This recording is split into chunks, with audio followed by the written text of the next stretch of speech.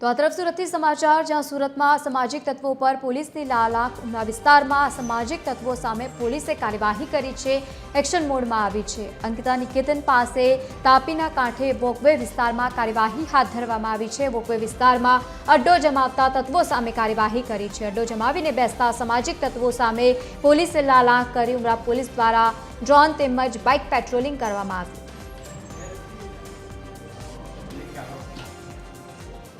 Associate editor Tejas Modi આપણી સાથે phone line પર જોડાયા છે। જે રીતે કાર્યવાહી હાથ ધરવામાં આવી છે, પોલીસ એક્શનના મોડમાં જોવા મળી, શું વધુ વિગત?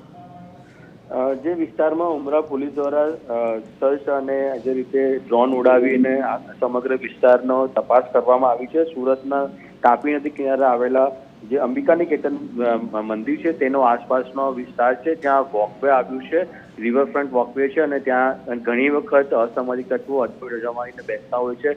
ભૂતકાળમાં પણ પોલીસ દ્વારા આ વિસ્તારોની અંદર અસામાજિક તત્વોને પકડવામાં આવેલા છે, જે નશીલા પદાર્થનું સેવન પણ કરતા હોય છે, સાથે ત્યાંથી પસારતા લોકોને હેરાન પણ કરતા હોવાની ફરિયાદો ઉઠી હતી।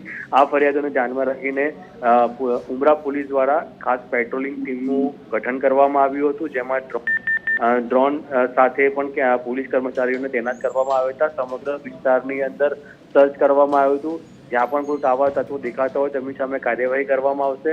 તે પ્રકારની ગણતરી સાથે પોલીસ મેદાને ઉતરી હતી અને આ સમગ્ર વિસ્તારની અંદર તપાસ કરવામાં આવી હતી અને ત્યાં જે પણ લોકો આવ્યા હતા તે લોકોને પણ સ્પષ્ટ સૂચના આપવામાં આવી હતી કે જો કોઈ પણ પ્રકારની અસામાજિક પ્રવૃત્તિ કરવામાં આવશે તો તેમની સામે કડક કાર્યવાહી કરવામાં આવશે। કારણ કે આ વિસ્તારની અંદર અનેક લોકો છે જે સવારે મોર્નિંગ વોક કરવા આવતા હોય છે અથવા ઇવનિંગ વોક કરવામાં આવતા હોય છે અને તેઓને ખાસ કરીને આ અસામાજિકતાના કારણે હેરાનગતિનો સામનો કરવો પડ્યો હતો। તેના કારણે પોલીસે આ કામગીરી હાથ ધરી હતી। જી બિલકુલ તેજસ, આભાર સમગ્ર માહિતી સાથે જોડાવા બદલ। તો વોકવે વિસ્તારમાં અડ્ડો જમાવતા અસામાજિક તત્વો સામે પોલીસે લાલાખ કરી।